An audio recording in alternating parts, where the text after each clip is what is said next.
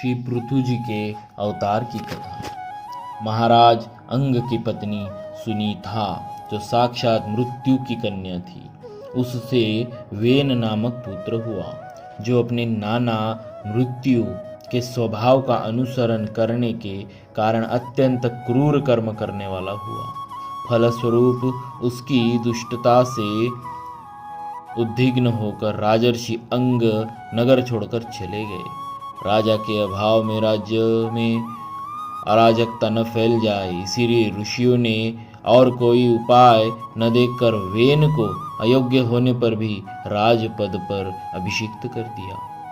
स्वभाव से क्रूर, ऐश्वर्य पाकर अत्यंत उन्मत्त, विवेक शून्य वेन जब धर्म एवं धर्मात्मा पुरुषों को विनष्ट करने पर तुल गया और ऋषियों के समझाने पर भी समझना तो दूर रहा, उल्टे उनकी अवहेलना की, तब क्षुब्ध ऋषियों ने क्रोध करके हुंकार मात्र से वेन को मार डाला।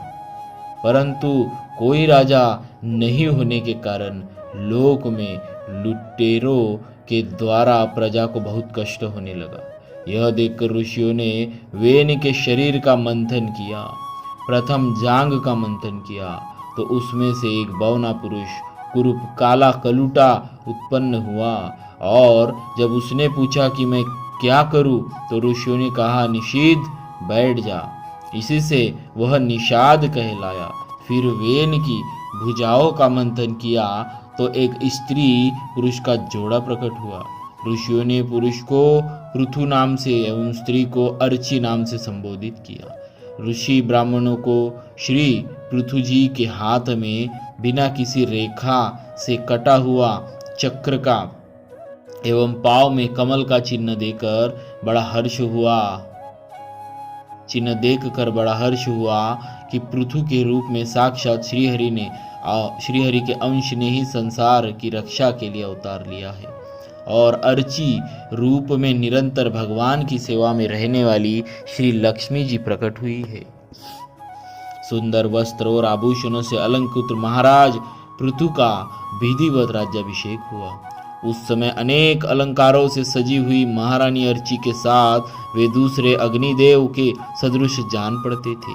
वे सब लोगों ने उन्हें तरह तरह के उपहार भेंट दिए।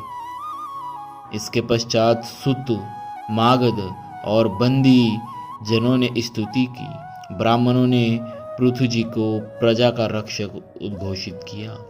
वेन के अत्याचार से उत्पीड़ित पृथ्वी ने समस्त औषधियों को अपने में छिपा लिया था, और चूंकि बहुत समय बीत गया था, अतः वे औषधियाँ पृथ्वी के उदर में जीर्ण हो गई थी। यही कारण है कि जब श्री पृथु जी का राज्य हुआ तब भी पृथ्वी रसा होकर भी रसहीना ही बनी रही। फलस्वरूप भूख के कारण प्रजाजनों के शरीर सूख कर काटे हो गए थे। उन्होंने अपने स्वामी पृथु के पास जाकर कहा। तब पृथु जी ने क्रोध में भरकर पृथ्वी को लक्ष्य कर बाण चढ़ाया। पृथ्वी प्रथम तो डर कर गोरूप धारण कर भागी, परंतु कहीं भी बचाव न देखकर श्री पृथु जी की शरण में आ गई।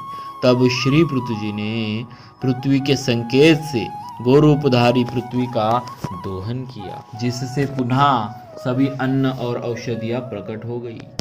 प्रजा सुख चैन से रहने लगी। परम धर्मात्मा श्री पृथु जी ने 100 अश्वमेध यज्ञ करने का संकल्प कर 99 यज्ञ पूर्ण होने पर जब 100वें अश्वमेध यज्ञ का प्रारंभ किया तो इंद्र ने अपना सिंहासन छीने जाने के भय से बहुत विघ्न किया। तब इंद्र का वध करने के लिए उद्यत श्री पृथु जी को याजकों ने यज्ञ में क्रोध को अनुचित बताकर स्वयं मंत्रबल से बलपूर्वक इंद्र को अग्नि में हवन कर देने का निश्चय किया। तब लोकस्त्रष्टा जगत पितामह ब्रह्मा जी ने ब्राह्मणों को समझा कर रोका। श्री पृथु जी का 100 योग्य करने का जो आग्रह था उससे निवृत्त कर इंद्र से संधि करा दी। महाराज पृथु के 99 यज्ञों से ही यज्ञ भोक्ता यज्ञेश्वर भगवान विष्णु को भी बड़ा संतोष हुआ। वे देवराज इंद्र को साथ लेकर श्री पृथु जी के सामने प्रकट हुए। अपने ही कर्म से लज्जित हुए श्री पृथु जी के चरणों में गिरना ही चाहते थे। श्री पृथु जी ने इन्हें इंद्र को हृदय से लगा लिया। भगवान का दर्शन कर श्री पृथु जी निहाल हो गए। आंखों में प्रेमाश्रु, शरीर में रोमांच, हृदय में उमड़ा हुआ अनंत आनंद सागर। यह थी उस समय पृथु जी की अवस्था।